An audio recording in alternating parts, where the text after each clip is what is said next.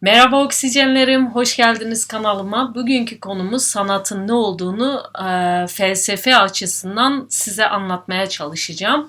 Aslında sanatı anlatmak çok zor bir şey. Çünkü farklı yorumlar var, farklı felsefeciler var, bakış açıları var.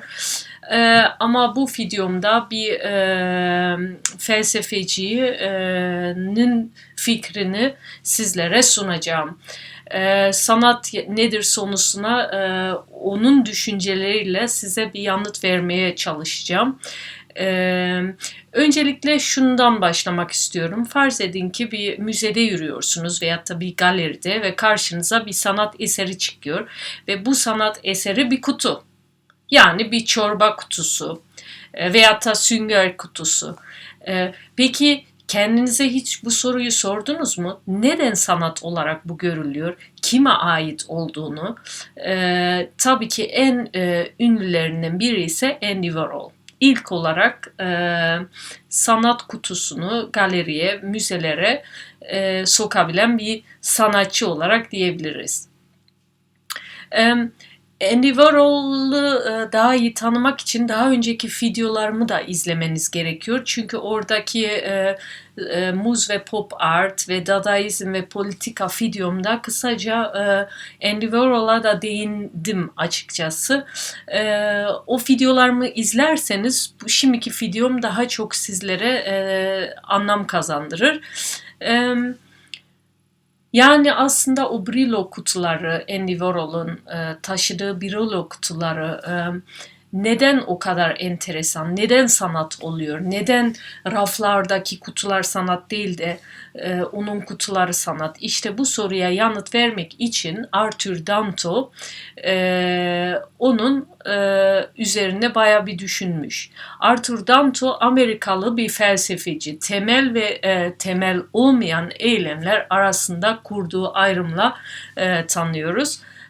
Danto özellikle de 1984'te yazdığı Hegel'in Sanatının Sonu tezinin çağdaş versiyonu olan Sanatın Sonu, The End of Art isimli makalesi ve sonradan geliştirdiği Sanatın Sonunu ardından After the End of Art ile tanıyoruz. Bazı sanatçılar zaten kendi eserleri hakkında yazmaya başladığını da görüyoruz. Örnek verecek olursam Van Gogh, Matisse, Kandinsky, Mondrian vesaire. Birçok diğer sanatçılar görüşlerini mektuplar, notlar ve manifestolarda yazdığını görüyoruz. Arthur Danto bu nedenle yeni sanat hareketlerinin gelişiminde sanat felsefesinin artan rolünü işaret ediyor. Aynı zamanda çeşitli sanat kurumları tarafından kabul edilebilmesi için sanatçının felsefi bir sanat vizyonuna sahip olmasının önemini de vurgulamıştı.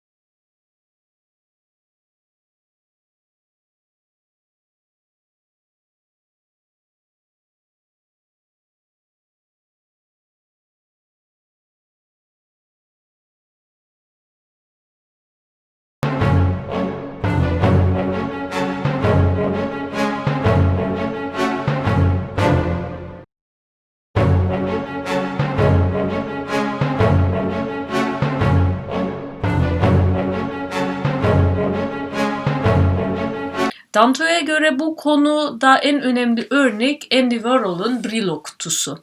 Yani Brillo bir bulaşık süngeri markasıdır ve izleyici için bir müzedeki sanat eseri ile süpermarketteki Brillo kutuları arasında görsel bir fark yoktur.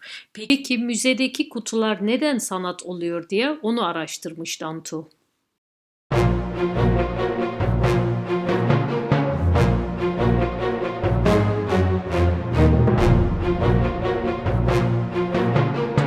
İşte Danto bu eserdeki sorunun yanıtını bulmakta bayağı bir zorlanmış. Yani şöyle, gerçekte hangi sanatın olmadığı sorusunu kafasını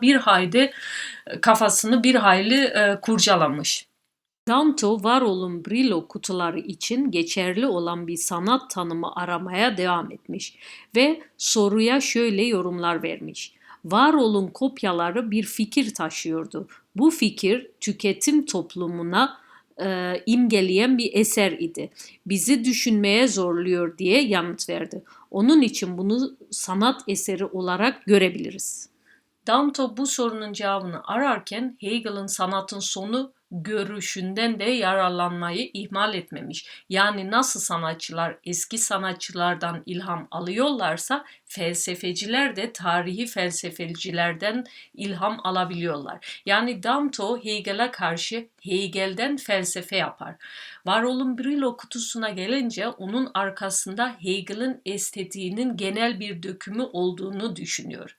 Warhol her şeyin sanat olabileceğini öne sürerek sanatın yalnızca mutlak bir gerçekliğin ifadesi olarak anlaşabileceğini fikrini ortadan kaldırır.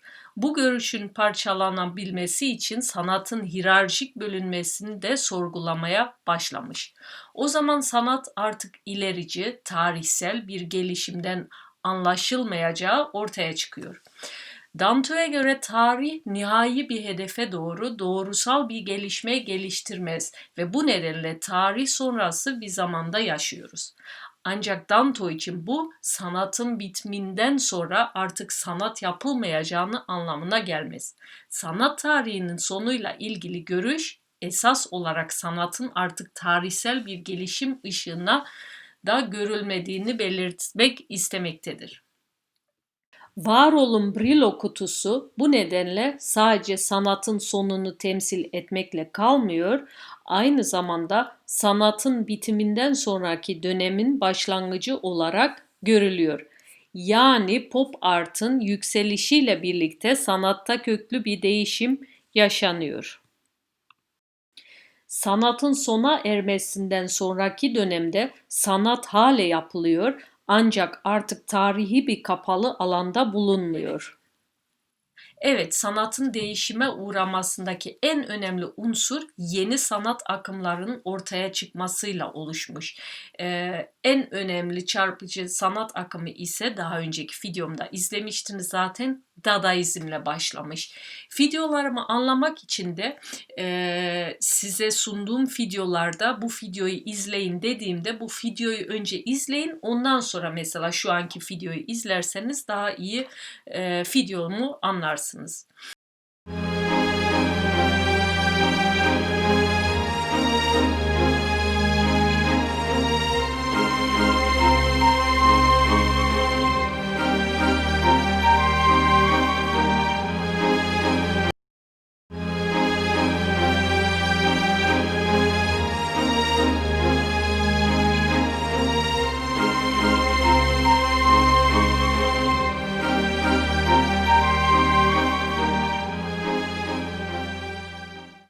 Beni izlediğiniz için sizlere tekrar teşekkür etmek istiyorum. Yeni videolarımı takip etmeyi istiyorsanız abone olmayı unutmayın. Oksijenlerim benim.